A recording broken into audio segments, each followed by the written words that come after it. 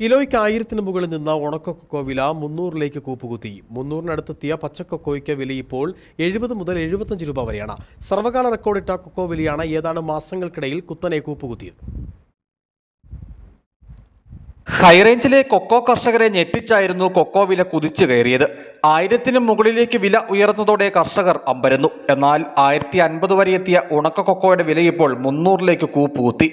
300-നടുത്തെത്തിയ പച്ചക്കൊക്കോയ്ക്ക് വില ഇപ്പോൾ 70 മുതൽ 75 രൂപ വരെയാണ്. സർവകാല റെക്കോർഡിട്ട കൊക്കോ വിലയാണ് ഏതാനും മാസങ്ങൾക്കിടയിൽ കുത്തനെ കൂപ്പുകുത്തിയത്. റെക്കോർഡ് വിലയിൽ വളരെ പെട്ടെന്ന് ഇടിവുണ്ടായത് കർഷകർക്ക് നിരാശ നൽകുന്നുണ്ട്. എന്നാൽ മഴക്കാലം ആരംഭിച്ചതോടെ കൊക്കോയുടെ ഉൽപാദനത്തിലും ഇടിവ് സംഭവിച്ചു. കായ്കൾക്ക് ചീച്ചിൽ ബാധിച്ചിട്ടുള്ളതാണ് പ്രതിസന്ധി. ഉൽപാദന കുറവായിരുന്നു കൊക്കോയുടെ വില സർവകാല റെക്കോർഡിലെത്തിച്ചത്.